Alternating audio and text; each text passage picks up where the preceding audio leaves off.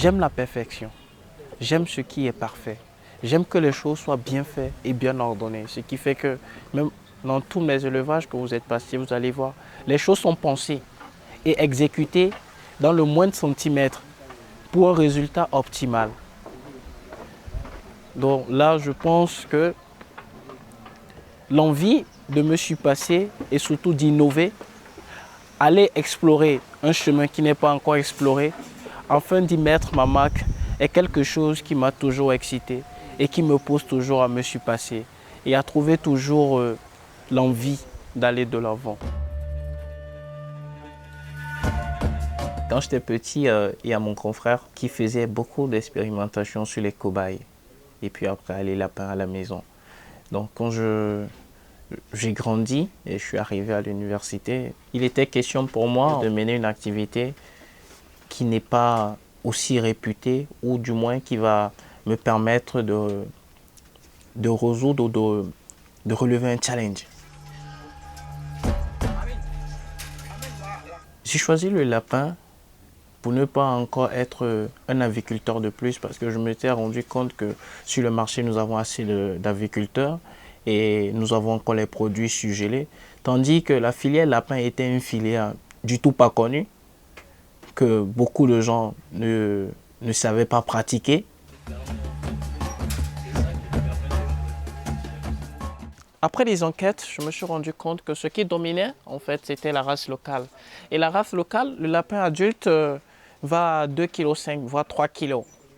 Ouais, et ça, il faut attendre 5-6 mois pour atteindre ce quota-là. Et pour moi, 5-6 mois avant de pouvoir vendre le lapin, c'est quelque chose qui ne sonne pas bien dans mes oreilles. Tandis que lorsque je vais maintenant au niveau des élevages européens, je me rends compte qu'ils vendent des souches à 65 jours. Donc, du coup, si tu dois vendre un lapin à 6 mois, lui, il aurait déjà vendu 3 lapins pour les mêmes quantités d'aliments. Pour les mêmes soins, je trouve que non, là, il y a un problème. Donc, par rapport à cela, je me suis dit non, mais il faut faire quelque chose.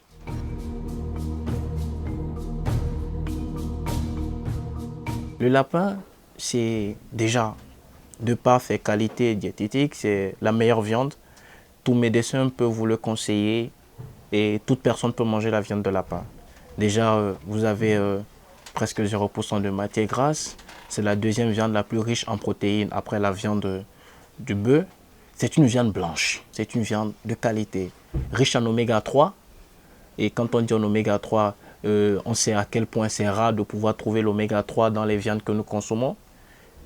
0% de cholestérol. C'est une viande vraiment exceptionnelle.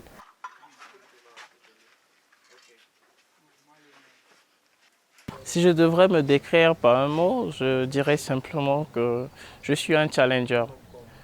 Parce que de par mon expérience, de par les épreuves que j'ai traversées, j'ai toujours mis de la détermination et de l'endurance dans tout ce que je faisais.